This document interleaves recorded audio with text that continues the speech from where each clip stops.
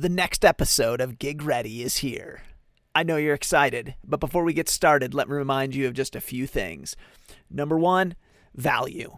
We want to provide value to you, so please tell us, email us, message us on Instagram, send us a DM, tell us how we're doing, tell us how we can help you. Let us know what you want to see and hear so that we can get better. Secondly, if this podcast has been valuable to you, share it with somebody. Tell a friend. Let them know what you're doing. Let them know what you're listening to, because we are going to help as many people as we possibly can. I want to say thank you so much for the value that you provide each and every week as we supply more podcasts, more content, and more exciting things for you to look forward to. I thank you for your dedication. Thank you for all the hard work you put in each and every day to become a better event professional, because this is the GigReady podcast.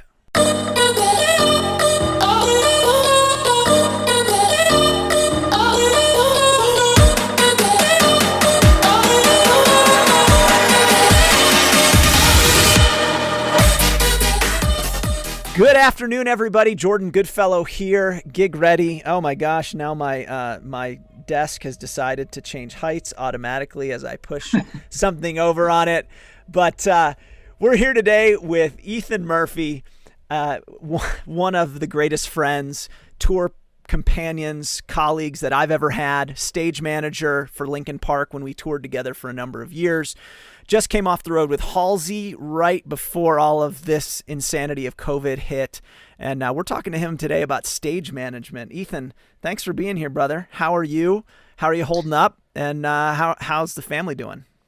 Hello, Jordan. Thanks for having me. Hanging in there. It's some days better than others. I think that's normal. But trying to stay busy because boredom sucks, especially for people like us. Yep. But all in all, pretty well. Good.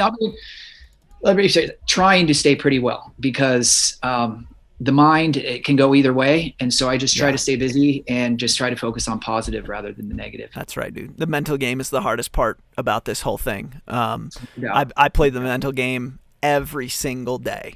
And I wake up in the morning and sometimes, that thought hits you like, oh crap, when's this going to end? When's this? And I have to physically sometimes make that shift of like, okay, Jordan, and like talk to myself. I'm like, all right, Jordan. Catch yourself. Right? Exactly. Yeah. Like the realization on it, as I could tell people, the first step of anything is recognition. Yeah. And so if you can see or feel yourself going down to that dark place, like for me specifically, if I feel that I'm starting to get in, usually fear or faith is for me, when I get in fear and the unknown and fear and stuff like that, as I get older, I can catch myself in it.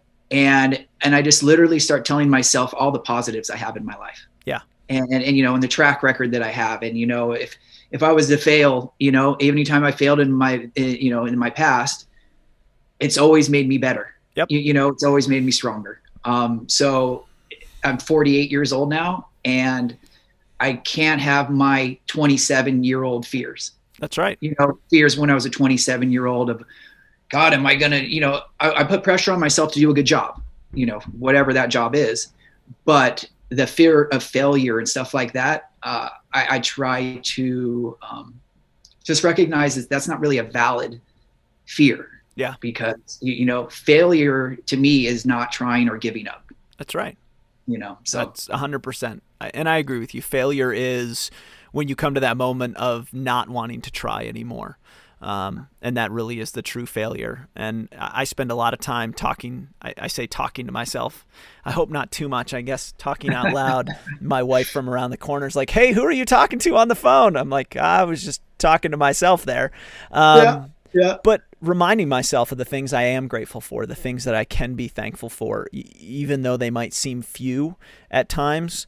Right now, thankfully, my family has their health, and I've got two boys that love to play and they love to be around their dad, and my wife still likes to be around me. I've been home for like 8 months, and somehow we're not divorced, so I'm incredibly grateful for that. I'm sure you understand that, being home for a very long period of time, and the tension that comes from relationships that aren't used to being around for sure months and months at a time. And is part of that for me learning of that hard learning was I came home for a while, thinking that I was in charge of things, oh, well, I'm in charge on the road of certain things. So I'm going to come home and be in charge of certain things at home.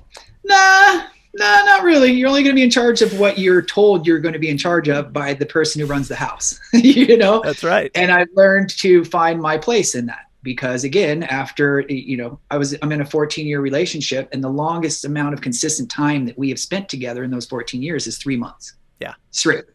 Yep. So now here we are going on 9 months almost. Yep.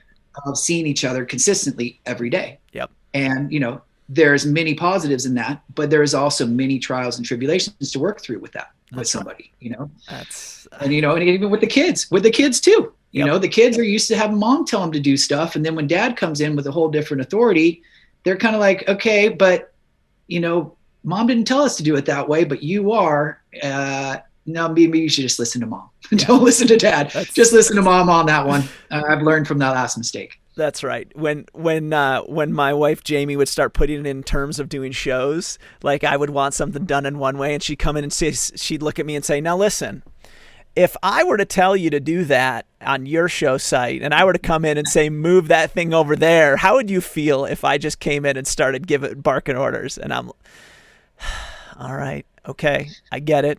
Point well taken.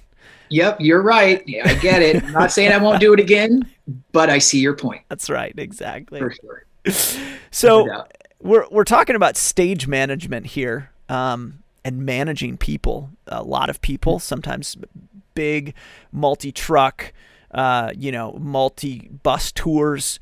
When you think about being a stage manager, as you've been doing for so long, what do you see as your primary role at that concert, at that show, to help manage, but just as a stage manager, what do you say, hey, this is my role when I walk into a job, this is what I see it as? I think it depends on whose perspective that's from. As the stage manager to local stagehands, I'm the guy who is going to facilitate their jobs and try to make it as easy for them as possible. Yeah. Same as the touring crew. Like my job is, how's like the easiest way to put it is to give the crew that I'm touring with, to make their day as easy as possible. Yep. To make their day as easy as possible, because we are away from family and loved ones and, not a lot of sleep. So it's to make their day as easy as possible. And in doing that, by being ahead of all the problems with logistics, or ahead of the possible problems with labor, or the possible, dealing with, sometimes you got to deal with coordinating with the riggers, and like making out the floor and making sure that they can still mark out the floor because you're dumping trucks on top of them because you showed up late, so big overall for me as stage manager is to create an easy as a day as possible for everybody in that venue. Makes sense. For the production manager, for me, I like it for my job as a stage manager to the production manager is to be their wingman, but like see potential problems that they may not see because they're in an office. That's right. Is to be their eyes on the floor for anything that may come up, good or bad, because they are not there. So they've got to, you're their eyes on the floor, Yep. And I part of my job for them is to take as much off their plate as I can. Yep. Pre and during concerts, 100%. So I think it's a facilitator, I as a stage manager, I facilitate. Yeah. So I guess that's kind of it, is facilitate logistics with the least amount of problems. Yeah. So that kind of answers the next question of how do you make their job easier? I mean, from a day-to-day standpoint, regardless. As they being stagehands or they being touring crew? Let's say touring crew. Touring crew, I make it easier on a daily basis. When I get in the building first thing in the morning and I do a walk and I start looking around for storage. I don't just go to the crew and say, hey guys, there's the storage room. Cool. Have at it. First come, first serve. Yeah. I'll go there and I'll go to each crew chief and I'll say, hey, dude, this is your part of the storage, or this is your area. This is a storage room for just you. I'm only telling you guys about it, but you can't put your stuff anywhere else. Yeah. And I communicate. So the best way that I can say I make days easier for people is I communicate. Yeah. I communicate the plan, and I have a plan in terms of I don't tell them how to do their job. Yep. But I will offer ideas for logistics of how to get their gear in the building. I'm not going to tell them how to run their cables unless it has to do with my stuff, pass to the stage and stuff like that. But to make it easier for them is to be ahead of any problems that they may face, that they're not looking at because they're looking at their job at hand. Yep. Get this lighting rig up, but it's my job to look at all the problems that's going to come up to them in getting that rig up. Yeah. And coordinating with the sound guys that the lighting rig and the PA cluster is going to smash if we don't put a tagline on, just communicating with people and seeing things that they may not see not because they're negligent, it's because they're in their own job. Yeah. Of course. They have their own job. And I can't expect them to be looking out after everything. That's something Digby used to tell me too, is because I used to get worked up when everybody didn't see my vision. Yeah. Right. That's not their job. That's my job. Yeah. My job is to see the vision and to deliver it so that they understand it. It's not their job to understand my vision. Yeah. And they can't read your mind. What's that? They can't read your mind.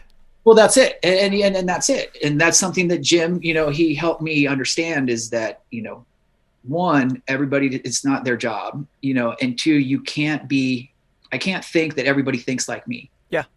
And that's why I will go out and communicate. I try to empathize with local stagehands as well as touring people, if a touring guy comes in and says, hey, I need 2 guys to grab that fucking super heavy thing over there on the ground, and he's not thinking about it, I'm going to go to the stations and go, guys, 4 guys go over there and grab that. Just follow him, and that's me looking out for the stagehands. Yep. For me, I just try to look out for everybody, maybe to a fault sometimes, but the merch guy. Guys, don't just throw all the boxes in a big old pile. Let's make them nice and neat here. So when he comes in, he can take his stuff and it's easier for him. I just want to give everybody an easy job as possible, but not at my expense, because also I don't want people to take my kindness for weakness. That's right. You know how I can get, it's, Ethan Testy, what are you talking about? Yeah, I try not to, but yeah, I can be a little bitch sometimes too. So how do you stay organized on a day-to-day basis when you're doing, you're managing 30, 40 guys, local stage. What are you doing to stay organized? A lot of talking to myself in my head. Yeah. A lot of, and not in a bad way, but a lot of going over potential problems or what do I need to do next? I always try to want to be one step ahead of everybody else, unless it's their actual job. It's not, I will try to, where am I going with this?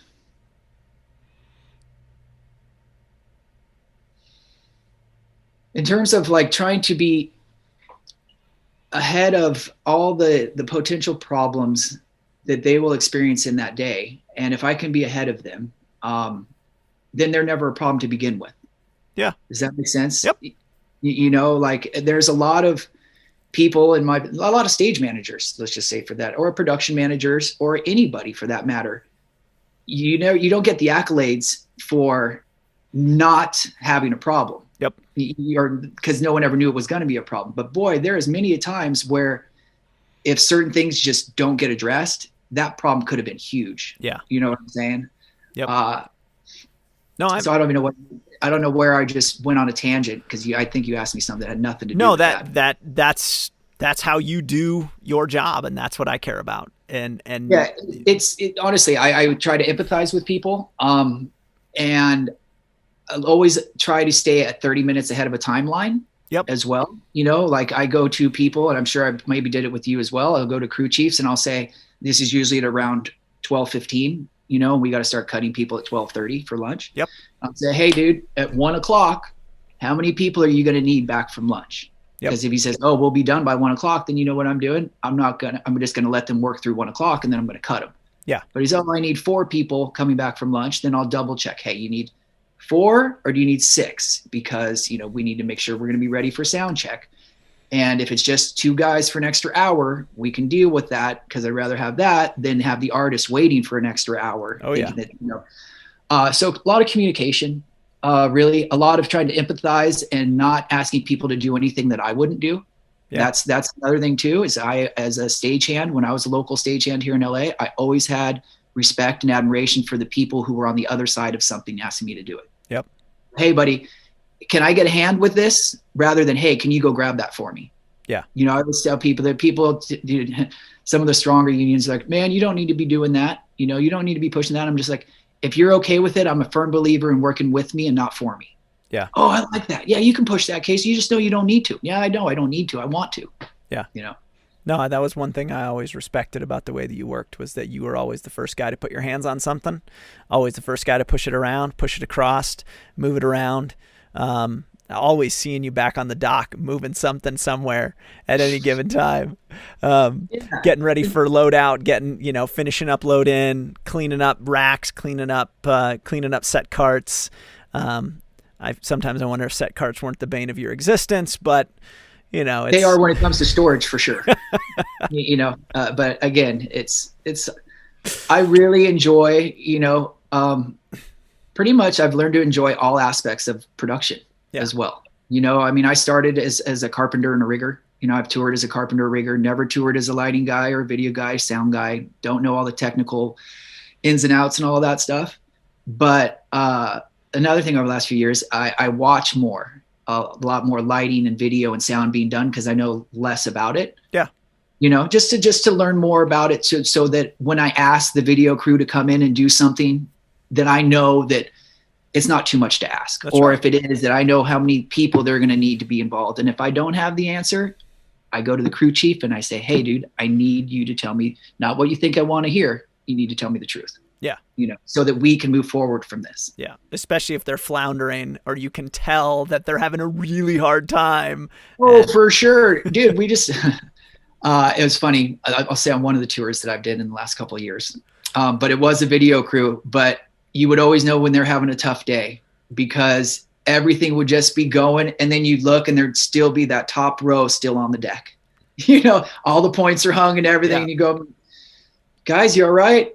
Yeah, we're figuring out these bumpers again, and and all this stuff. And it's like, okay, buddy, listen, you got time. I don't want to stress you out. If there's an issue and if it's going to delay any time constraints, you let me know. i.e., if this is going to push you past your 4-hour minimum with your crew, I need to know this. And I need to know what the problem is, because it's really not an issue until it starts to become more money for our client, for our artist. So, if it's within a 4-hour minimum and it's not affecting anybody else, cool. Sit there and you milk that 4-hour minimum for that video department or whatever department it is. Right. Yep. But just know that in doing that, these hands are done in 4 hours. I told you this 2 hours ago. I can't keep them past the 4 hours. As long as you guys know what you're getting into, and this is not going to affect the carps or the lighting guys or a sound check or anything like that, go be it. Take your time. You're at the back wall. You're off the stage, whatever. Yeah. And then there's times where if it's on the stage, it's like, cool, you guys, you have 20 fucking minutes because you've been going for an hour and a half. You said 20 minutes and the artist is walking on the stage in 30 minutes. Yeah. And you don't have any more time because you've been telling me 20 minutes for 2 hours. So if you lie to me, I can't pick through the bullshit other than here comes the artist and learn from your mistakes. Don't lie to me next time. Yeah. Yep. That's right. I get you. When you're doing a show, when you're managing, your crew chiefs, you're managing all the people around, what are you looking for? Like, what do you see as a quality in the crew chiefs that you want working for you? I know that you rarely ever have a choice to choose who you get, but when you do, oh no, we do now. Well, let's say over the years I get input, but it's more so, it's not necessarily, let's just say there's some that I know that I would not work for or would not have again. Jim and I had a couple people, over our years that if one of the vendors were just bring up this person's name, we'd be like, nah, we need somebody else. Yeah. But for me, what I like in crew chiefs are people who are patient, tolerant. Yep. And lead by example. Yeah, for sure. because that also lead by example goes not just for the local stagehands, but it goes for their touring crew, their techs as well. Yes. If you have a lazy head of department that just tells all of his techs to do everything all the time, yeah, it may get done, but you're not going to have that cohesiveness of a really good crew. Yeah. I've noticed that the good departments have a good leader. That's right. And like they're the lower level techs will be like, hey, dude, you don't do that. Let us do that for you, because they've earned the respect from their lower, like the younger people want to do stuff for the older people or the higher ups. Yeah. To impress them, because they've got the respect now. Like they're all, hey, well, that he did it last time, I can do it this time, stuff like that. What I don't like about crew chiefs are yellers and screamers. Don't get me wrong. There is a time and a place, because you need to be heard sometimes. And if someone's disrespecting you, of course, put them in their place. But the yelling and angry and bitter for no reason, I don't like at all. I usually will come back and say, hey, dude, you got to chill, and warn them a few times. And we've gotten rid of a few people, because that just is negative energy on the floor that you don't need. Nope. You just don't need it. That's right. And there's always occasions, if somebody's disrespectful, of course, people can flare up, and, you can't let people take your kindness for a weakness. But I don't know. For me, because I was a non-union stagehand when I started. Like I was low level, dude, grunt, putting down plywood on stadium shows and stuff like that. But I always had an admiration and respect for people, for the leaders, the crew bosses, the stage managers, whoever they were, the production managers that were always involved. Yep. They were involved. They were part of the solution. That's right. They wouldn't just point out the problem. They were also part of the solution. That's right. I think it's great.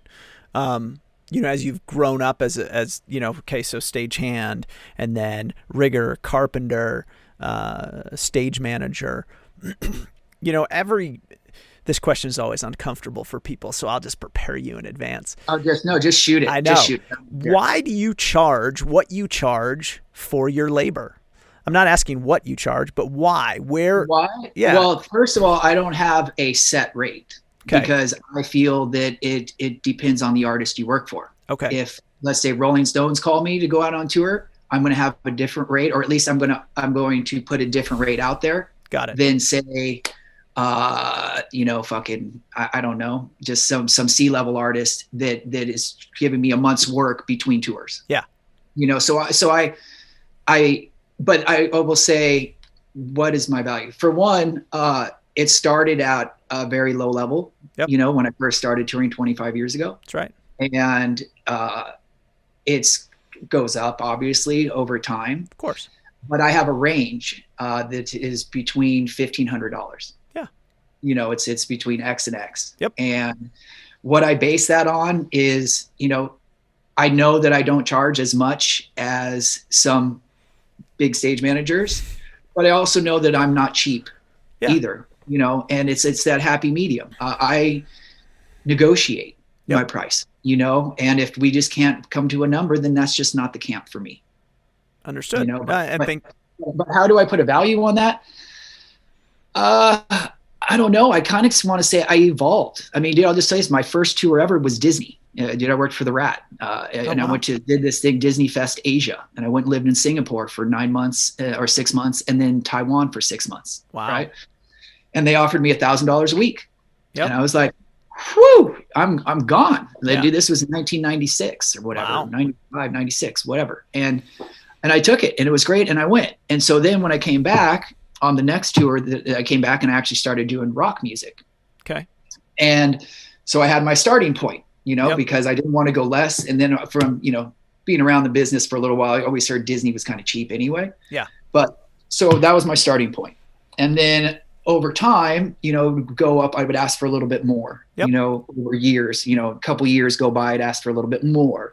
And you start getting bigger artists, and bigger productions, more demand for what I was doing, So that comes into play. How many trucks? I'll ask, how many trucks is this going to be? But usually when they sign you on, that's going to vary, because, a US tour may say 12 trucks, and then you go to Europe and you'll have 3. Then you go to Asia and you won't have any, So, but on the consistent touring of Europe and US, I'll ask how many trucks. If they say 2 and they're a smaller band, I'll take a lesser salary. Yeah.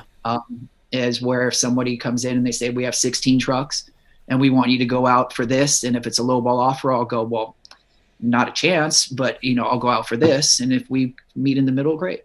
Yeah. No, that's great. I think that's awesome. And there's a lot of variables there. Like you said, a 2-truck tour can sometimes be harder than a 16-truck tour. A 2-truck tour in theaters. Yeah, 2-truck tour in theater with a bunch of stupid set pieces and storage that aren't going to store anywhere and all that stuff. Like, yes. It comes into play. Quadruple stacked, flipped upside down, wheels to the sky. Yeah, forklifting up on top of an attic that's going to take, dude, where was it? Oh, God. It was in Switzerland or no, Denmark. They have this new building. Right? Brand new building that burned down the inside of it a couple years ago. And so we were one of the first bands coming into this building. And prior to us getting there, they told us you cannot store anything. You can store 0 in the building. It's all got to store outside and down the street. Wow. So when we get there, I walk in and the first thing that I see is some of their house cases stored underneath the seats and underneath the stage. And so when I got to the building person, I was like, hey, so just so I'm clear, are all of your things going out of the building or are we allowed to store in the building? And they're like, what? I'm like, well, we were told nothing can store in the building. Well, what happened is we ended up storing some in the building and they ended up taking some of theirs out of the building and we had a compromise, but it was all about the delivery, and just the compromise. But some places we were able to work that out. But I guess the point I'm getting at is some 2-truck tours in a theater loading out, getting the gear back in, you have to do a separate load in to get the gear so that you can do your load out. Yeah. And I did that on a few times on the Halsy tour. We had tons of gear stored, outside and all these carts and everything. And before we bring in the guillotine and load out in the PA and all that stuff, you got to get all that stuff to front of house, because if there's no side bombs or everything's got to get on the floor before we can load out. Yeah. So you got to load in before you can load out and get everything going one direction before you get everything going the other direction, Ouch. Well, but I would, and some people, can't we just, no, I don't want anything going 2 different directions. Just give me 5 minutes. Yeah. Your one little base rack can sit by your world right now for 5 minutes. And I'm not trying to be a dick, but those are the only things going out that quick. Or the floor lights that I load, just leave them in the corner. Let me get everything inside the building first, and then we'll take everything out. Because otherwise you're crossing streams. You got set cars smashing little boxes, and all kinds of stuff. So. You mean a backline guy wanted to push against the stream and get his gear on the truck before it was unloaded? Dude, 13-minute loadout, bro. 13-minute loadout, 17-minute loadout suck. So they got to have that 13-minute loadout. I know, buddy. I know. Man, don't get me wrong, I'm just poking at the backline guys because a lot of backline guys I really enjoy and they work really hard. But, it's just that play. It's like making fun of a video guy sometimes with their cable. I know. Well, we all know the shortest distance between 2 points. Yes, it's a video cable. That's right. It's great, dude. So what are 3 things that Ethan Merfy needs on every show? It doesn't matter what they are. They can be anything. I don't care. It's not. Are they tangible things or no? Sure. 3 tangible things. Like I need to have one thing that need to have. I need to have stagehands. Yeah. Well, all right. So let me back up. So 3 tape measure. Okay. Tape measure. There you go. All right. Flashlight. Okay. And tape measure, flashlight, and nowadays you need fucking hard hat or steel toes. But that's just, for safety. But in terms of tech, your stage plot. Got it. Love it. That's great. What about personal things? What are 3 things that you as a person, like, okay, when I'm touring, these are the 3. If I couldn't take anything but these 3 things with me and they would travel with me everywhere I went, what are those 3 things? Passport, you need that. But stuff you don't need. It's like so you have your phone, but so for me, if I went anywhere that didn't have coffee, that would be the place that I couldn't go. I would go, but it's it's the things that make being on the road better. You know what? For one, I really like, I don't know. I like the adrenaline rush of that. Yeah. Of this, things I need to have, not a boring job. They're not adrenaline rush is the long term of it, but that's why I still do it. I have that job still gives me excitement. Yeah. Right? So I still need that excitement when I go to a job. All right. So I still need the excitement or the passion, I guess. Yeah. The passion to do what I do. So that's one. I still need the support of my friends and family, because here I am. I'm the guy that you just got close to over these last few months. And now I'm going to disappear again. Yeah. So please, because personal relations are tough for people like us when we get home, because you're that guy that's gone again, that, what's really funny, Jordan, that's really things like, cause we have a checklist of packing, but for me, it's all necessities like passport, toiletries. I go through the shoes, socks, underwear, pants, shorts, short sleeve, long sleeve. Like I clothe myself as I go up to make sure I have everything in the suitcase. Yeah. But like, I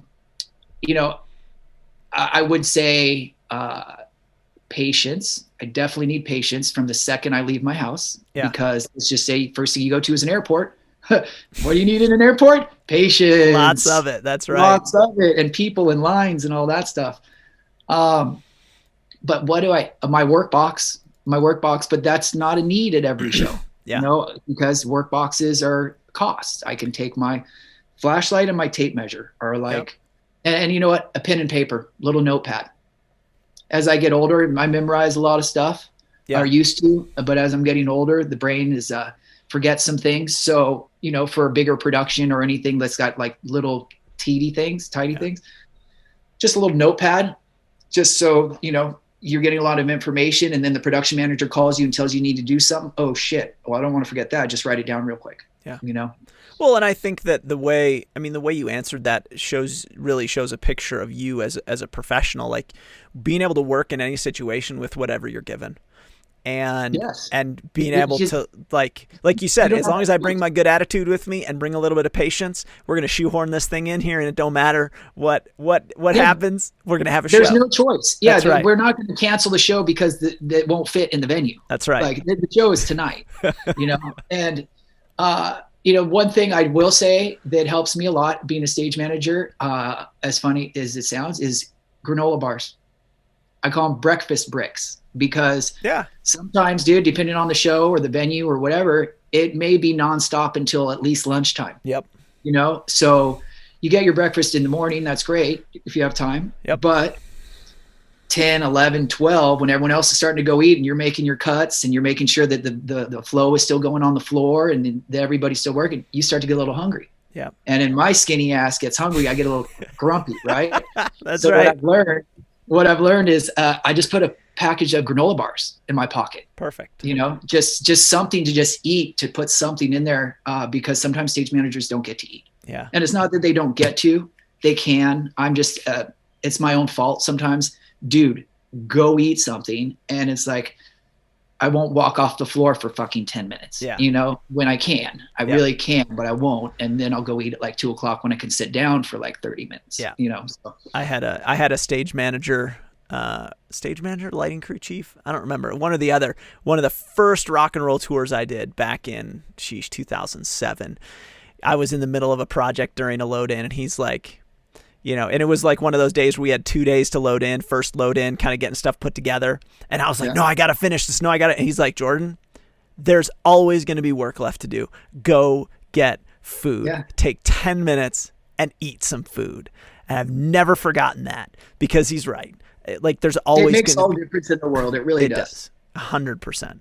And naps too. It's funny. I do not take naps at home.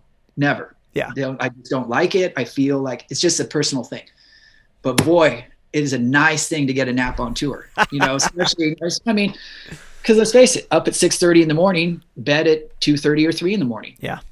For very many shows in a row. So, and everybody should take a nap when they can get it. And that's another thing I try to preach on people is that, dude, don't feel guilty about going to take a nap if the work is done. And then I'll develop.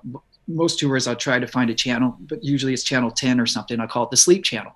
Dude, just go to channel 10. If I need you, I'll call you. But otherwise, you shouldn't hear anything on that radio. Yeah. That's a great idea. I never even thought about that. I always felt like I was lazy if I napped on tour. So there are times that I wouldn't, because I'm like, I don't want to feel like I'm lazy or whatever the case may be. I used to be that way in the beginning, and then it was like, fuck that, dude. My pride. I don't need that. But I feel that way when I'm at home. If I take a nap. No, I'm with you on that. I agree. I think that it's Naps are good though. I like naps sometimes. Sometimes I just have to like stop and I'm like, okay, 10 minutes, set the alarm on my phone, and that's good. Those are the best ones though too, for mine, like the shorties. Yeah. You know, anything over that, like for me, like over, I don't get me wrong, touring's totally different from home. But like if it like early at night, say 8 o'clock at night, if I fall asleep for like 10 minutes before I'm supposed to, God, that's a really good sleep. It is. You know, like it's Dude, God, and it feels so good. And you're like, so good. But then sometimes I end up being up to like 1 o'clock in the morning, and I'm like, I can't go back to sleep. So, well, I'll tell you, that's my sleeping pattern now. Is I've gotten to for a while it was, you know, cool, I get all this sleep. Well, now it's waking up at fucking 5 a.m. Yeah. You know, just okay, great. I went to sleep at 1 and now it's 5. Oh, gee, what did I used to do? Oh, that used to be a tour schedule. You know, it's loaded. My body's going back to that. You know, but whatever. Learning new things, it's temporary. How does your body handle kind of the sleep schedule on tour and you know, as you're getting older? Have you noticed anything that you have to do differently when it comes to going to bed, waking up, things like that? As I've gotten older, I've just noticed that I need more sleep.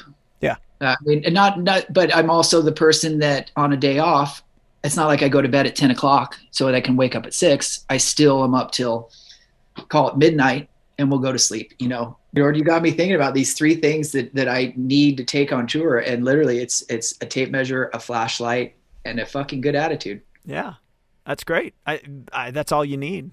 And we're back up and running now. So that was perfect timing for you to say that. I couldn't have asked for a better, not have asked for a better timing on that.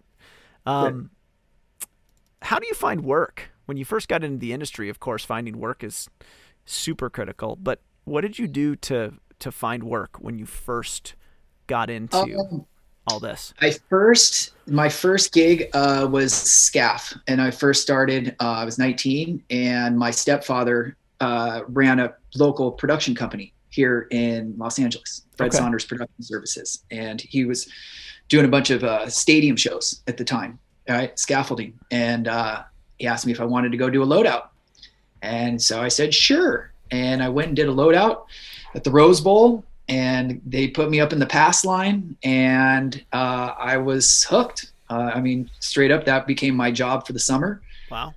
Doing local production work, mostly SCAF. And I enjoyed that whole everything about, I mean, I grew up in the industry, right? So I've always been backstage at concerts and all that stuff, but had never worked in it. And then when I did that SCAF gig, the adrenaline rush and the camaraderie and the pirateness about it and all that stuff was exactly what I wanted when I was 19 years old. So I was an economics major at the time. I took a semester off, and this is the longest fucking semester I've ever had. And I was a local stagehand, you know, for first 4 or 5 years. Yep. And that Disney thing that I told you about earlier, Disney Fest Asia, we did a rehearsal here in Los Angeles, and we built 2 circus tents, basically the size of football fields, and they were joined by a tunnel, right? Oh, cool. And it was like a 6-week load in, right? And then we did the rehearsals and all this stuff. And during the rehearsals, the head carp / stage manager for the show approached me and said, hey man, we really like the way you work. Would you want to go over to Singapore with us and help us build it over there? And he said, you know, you can do the rigging part of it and build the structure and all that like you did here. And then when we go into the theater, you can come in and help me build the theater and the stage and all that stuff. And I was like, sure, why not? Awesome. So that was my first offer to go to leave anything. Yeah. And went to Singapore. And while we were over there, I was only supposed to do the load in, and we got, you know, halfway through the load in, and the same guy approached me and said, hey man, what do you think about staying over here and helping me run the theatrical show? And so I stayed there, and I did the Disney Fest Asia with them for a year and came home. And at the time, All Access staging. Yeah. Got Ty Trussell work there. And I'd done a bunch of local work for All Access over the years, you know, through Fred. Yep. And he called me and he's just like, hey dude, you just got back from Asia. Do you want to go to Europe? I need to replace somebody on an Alanis Morissette tour. And I went on Alanis Morissette. I said, sure. And I met a production manager on that. Not yet. I did Alanis Morissette for 10 weeks, came back, and then Ty Trussell, same guy. Yep. said, hey, we're doing corn rehearsal or production in here, doing the mock-up for the set, and the production manager is going to come in here, and I want you to meet them. And they need another carpenter. They have 6. They need a 6th carpenter. Jeez. And I went and met the guy who I had already knew. He was, when I knew him, he was a lighting guy for Delicate. His name was Chris Gratton, and he worked for Lights. Yep. Well, over these few years, now he's moved up the ranks and he's a production manager. We saw each other. We knew each other. He's like, yeah, absolutely. So I went on tour with him. And for the next few years after that, I pretty much just worked with the same production manager. Right. Nice. And through the exposure of that, I've been fortunate enough to where people have reached out to me for work. Yeah.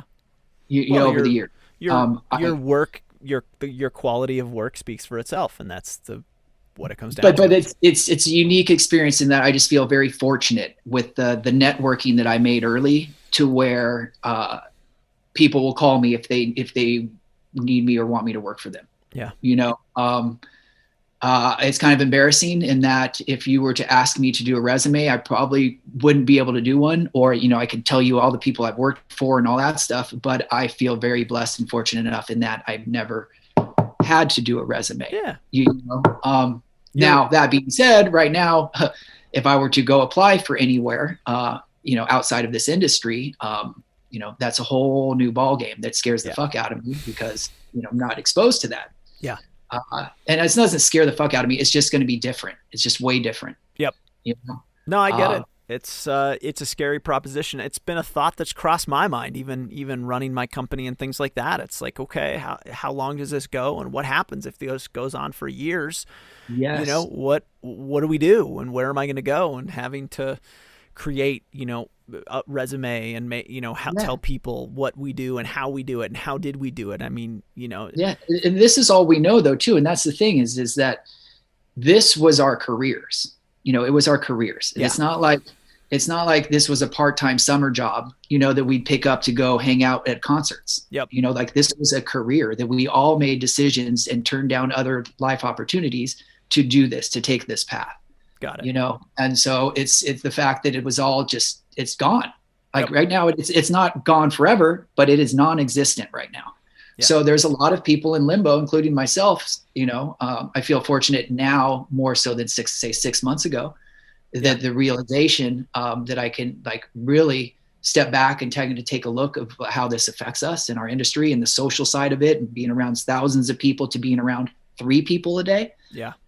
For months and weeks on end, it's trying, and unfortunately some people have taken their lives in this during this thing, and, and people are struggling, man. And it's sad. It's really sad. And I really just hope that this business comes back to somewhat what it was before. Yeah. I hope that it doesn't all change, because it really, as dysfunctional as this business was, or as dysfunctional as the people in this business are, it is a very functionable business, It is 100%, man. The work that you do can be pretty tough. You can have some pretty rough days, some pretty good days. What overall is the toughest job, the toughest gig you ever had? It was just downright tough, miserable, wouldn't want to do it again. Tough mentally or physically? Oh, let's do both. Because I'll tell you this, a little thing. I was an assistant tour manager, right? Okay. For a tour. And let's just say that, I'm not going to get into any names or artists or anything like that, but I left a very, very popular artist who I had very good relationships with them in that band. And I left them because my relationship with the tour manager was so distraught. Yeah. And I was mentally miserable on days. Everything to do with working with that person was just not me. It just was not a good fit. And so I left it. That was a tough part for me to do. But on the assistant tour manager side of that thing, that was mentally the toughest job that I had, because no matter what I did, it was never a success. It was never good enough. It was never finished. It was just always a carrot in front of it. And it was a very frustrating job, I guess. So that was the toughest one. I guess mentally, I'm just trying to think of shit tours, some of them are shit when you're in it, but in hindsight, like I look at the friends and the family, the road family that I have from every tour that I've done. Yeah. Like there hasn't been a tour. Let's just put it this way. I think, well, nowadays, if somebody reached, the only artist that I've worked for that if they reached out to me, I'd probably deny now, wouldn't be because it was a difficult job. It'd be because of their legal problems. R. Kelly. I worked with R. Kelly for one tour, and, nothing went bad or anything like that, but obviously the guy's got some legal problems. So I just don't think I'd go back to work for him again. Anybody else I'd go back and work for, any of them. What about physically, like hardest, just the one run or gig that was just a ball buster? I will say, but I really enjoyed the tour, but it was physically, and it was really tough for me in a lot of different ways, was Avenged Sevenfold, Hail to the King. Okay. Because we just had such a massive set, and we were putting it in like sheds was no problem until it was a 60-foot wide set in a 60-foot 1-inch wide shed. Ooh.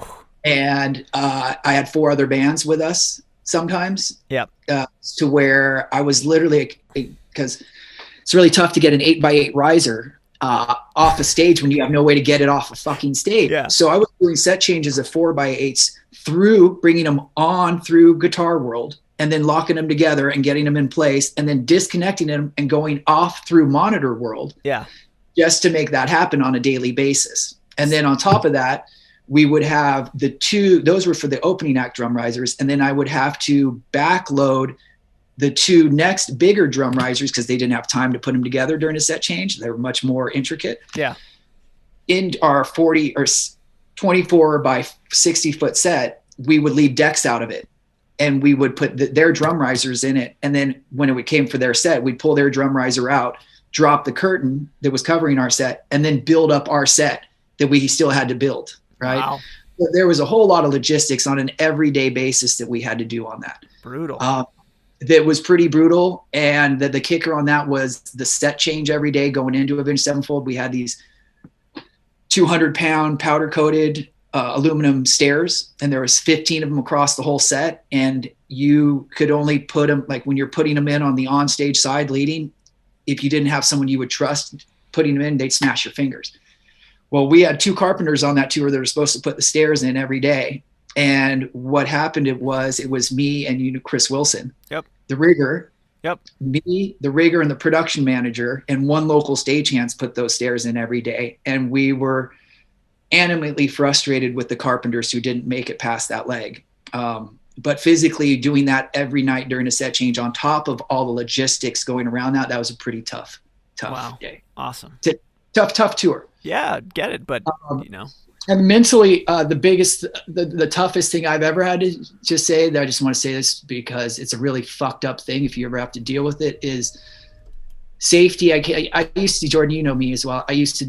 Safety is important, but I used to be the guy of, like, if I had to climb, I would just go climb. I wouldn't go put on my harness. Yeah. I was one of the old school scaffers, I never used to wear a harness, blah, blah, blah. And I still have a problem putting on a harness. Okay.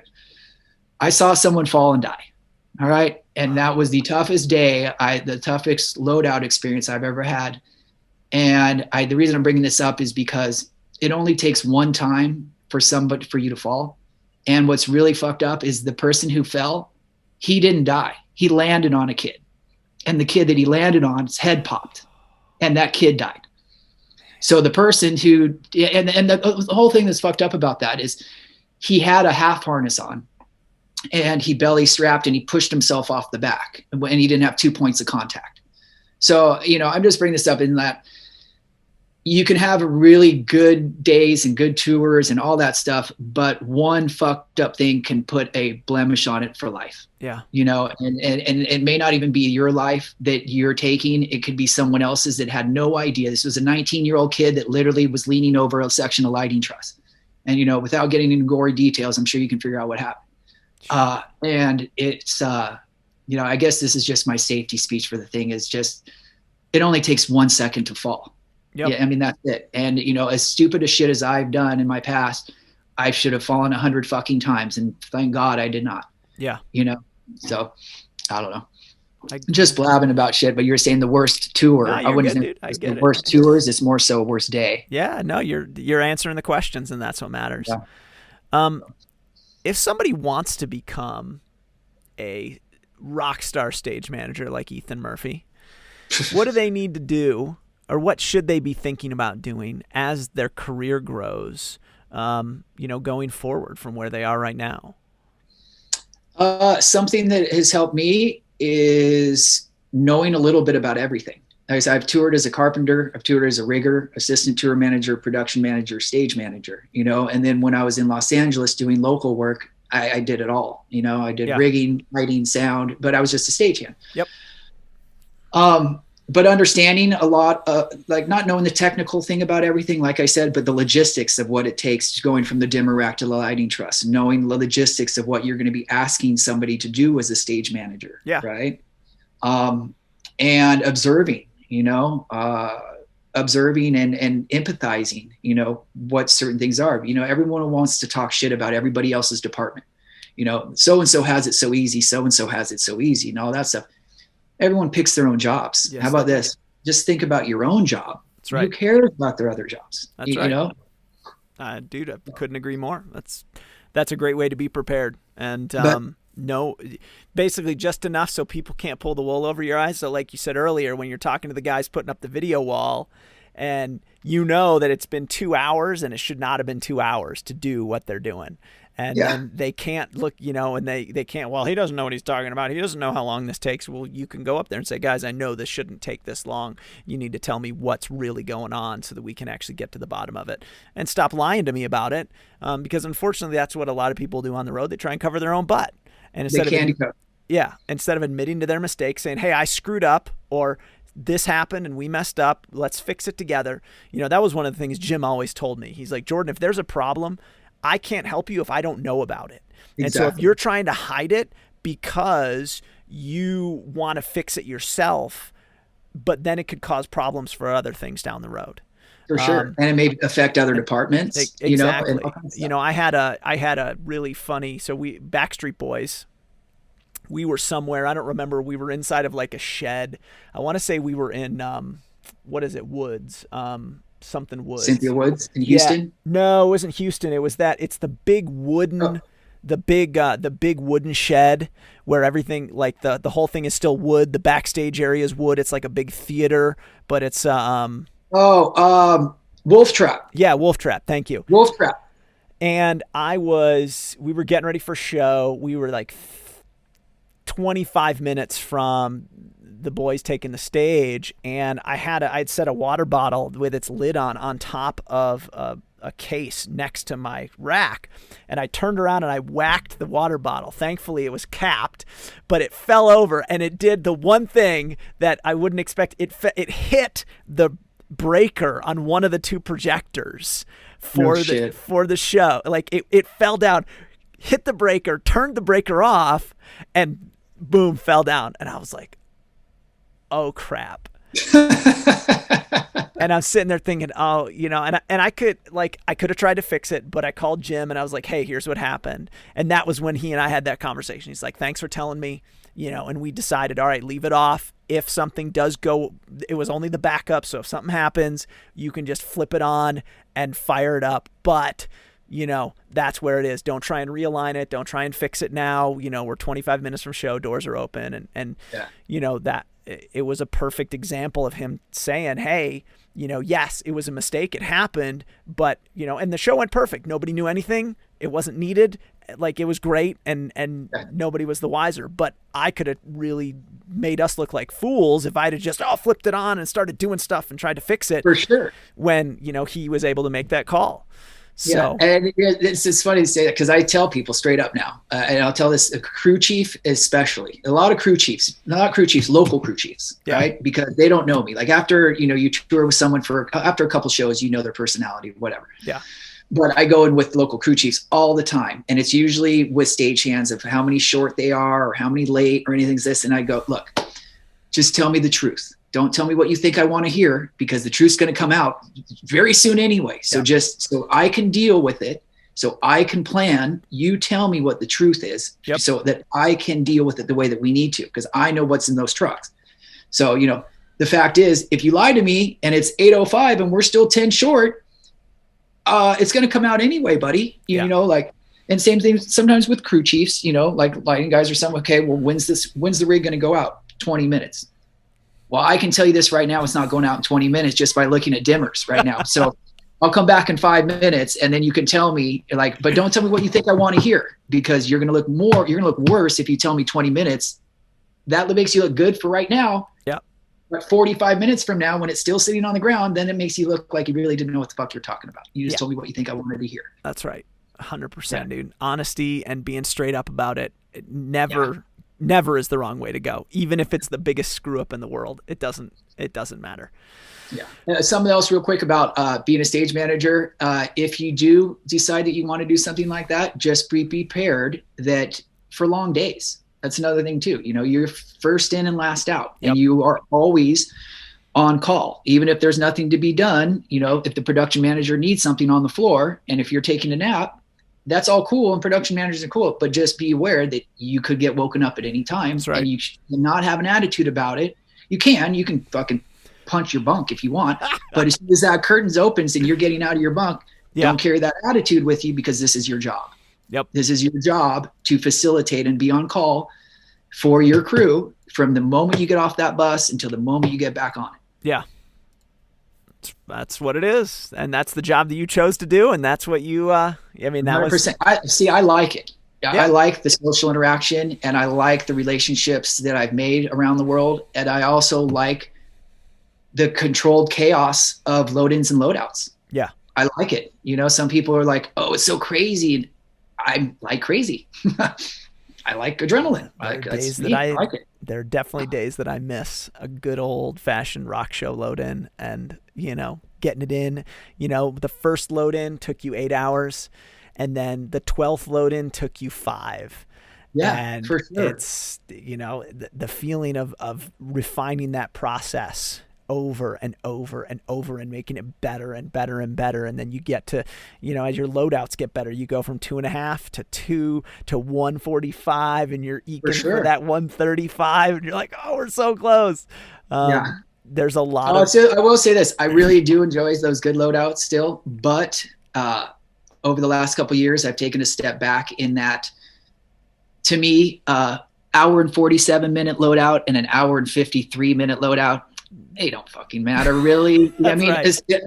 They do, and I want to keep it going, but not at the expense of someone's safety. That's right. Not at the expense of somebody's ankle getting rolled up on by set cart. Stuff like that. It's not worth it. You don't get an extra trophy. You don't get a raise. You don't get an extra T-shirt. But I will tell you, if you're the fastest, when we're done, if you want to know, the best is first thing in the morning. You walk in. You haven't even opened the trucks yet. How long's your loadout?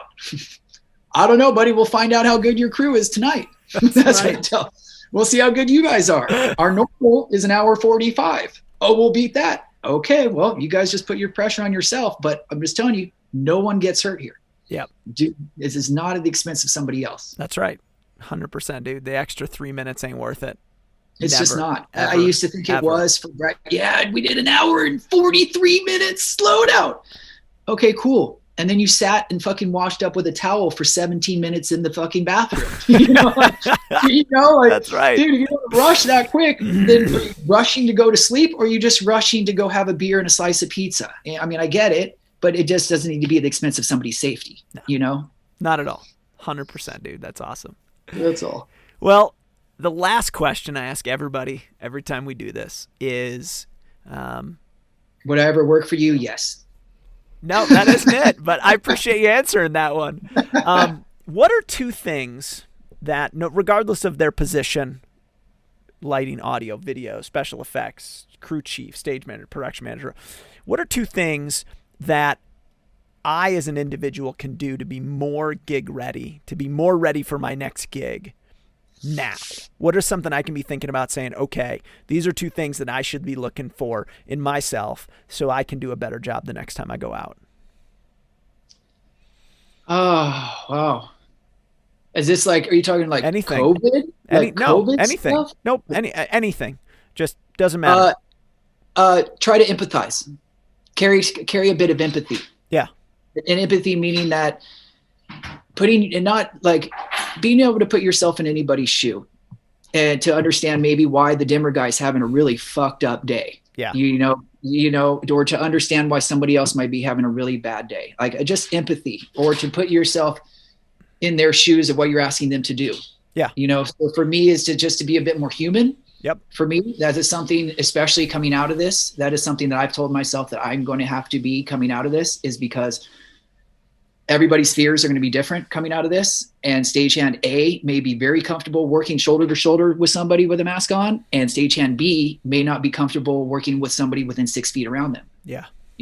And I can't, it's not fair for me to tell that person who's scared that they shouldn't be scared and that they have to go work next to that person with shoulder to shoulder. I have to empathize, and I have to understand where maybe that person can do a job they're not going to feel alienated, and they're going to still feel productive. Dude, I had a pregnant woman on a loadout. She was literally looked like she was ready to pop. And I'm like, she goes, "What do you want me to do?" And I go, "You're on the call?" I thought she was like an assistant or something, or someone's wife or something. And she's like, "Oh yeah, I'm yours." She was actually my stagehand, like, cause I had 2 utility. What you're going to do, young ladies, you're going to stand right here next to this forklift. That's all you're going to do. And you're going to tell him up, down. That is all you're going to do. And he's only going to listen to you. And I had a job for her. And I worked with the other one and brought cases to the forklift. Yeah. And all she would tell the forklift driver is up and down, but I was able to find somebody a job by putting myself in her shoes and trying to make her feel part of, without making her feel like, hey, just go sit in the chair over there. You can't do anything. Like you can do something. Now, I'm not going to have you go push anything. I don't need to have a pre-baby on the floor during loadout, but I will still make it so you can be a part of this, Yeah. So for me, is empathy coming out of this, or like, because everyone's going to be going through different shit, mentally, financially, all that. So that's one. And the second thing, empathy and patience. And that's something that not just out of this, patience for anybody in this business going into it, because the majority of this business is a bunch of outcasts, for lack of a better word. Yeah. You know what I'm saying? It's a bunch of people who aren't the norm. That's right. Right. They're not the norm. And that's why they do it. Yep. But in that, you have so many different personalities that you're going to have to deal with and come into contact with and stuff like that. So, and it's not always going to vibe with what you're saying or what you think or anything like, especially coming out of this with the politics and the COVID and everything different than that, but understanding, and patience, like, just having patience and not so argumentative about everything. For me, that's just what I'm trying to take out of this, is empathy and patience coming out of this. That's great, dude. I mean, both of those things go, regard COVID or not. I mean, that you have to do that. You look at others and understand that other people are different than you are. And that, as a human, I find it's very difficult sometimes to do that, because we get so stuck, especially in our heads. For sure. But to flip it around, and I found it very useful, especially like my relationship with my wife, for instance. If I've been home for a really long time and she's having a tough day with something that I did, whatever, I took the trash out the wrong way. It's not supposed to be that way. Well, she saw it, me doing it one way, and interpreted it in one fashion, because that's who she is. And I just looked at it as, it's no problem. I'm just going to do what I'm going to do. And taking 10 seconds to say, okay, she was expecting this set of steps to happen. I should have gone and gotten the trash upstairs first before I took, etc. That little bit of understanding from the other side goes a huge way to creating a better relationship with people. For sure. Sure. Like I said, and learning here, still learning. Like I said, learning that I am not in charge when I come home. That's right. 25 years and counting, and still sometimes feels like a kindergartner. So it's, it's sometimes, at least it's not first day every day. So True story. Well, awesome, dude. Well, thank you so much. I appreciate you taking all your time today. And thank you, buddy. It was a really great chat. I really enjoyed it. And I hope that other people did too. So thanks. Good. Me too, buddy. It was a pleasure. It was. Have a great day, man. You're doing good things, Jordan. You're doing good things, man. Proud of you, kid. Thanks, brother. Appreciate it. All right. See you. The last 8 months in our lives have definitely not been easy. It's certainly been a challenge to figure out how are we going to navigate this time frame? How are we going to move, change, shift, adjust mindsets that have been ingrained for so long? As you go forward through today and the rest of your week or your weekend, know that there are others out there that are standing right beside you, fighting the same fight you are, working just as hard as you are to try and figure out a way to be better, to be stronger, to move on and get to the next phase of where we are. GigReady is about just that, working together to find a better way forward. Thank you so much for listening, and I hope you have a great day.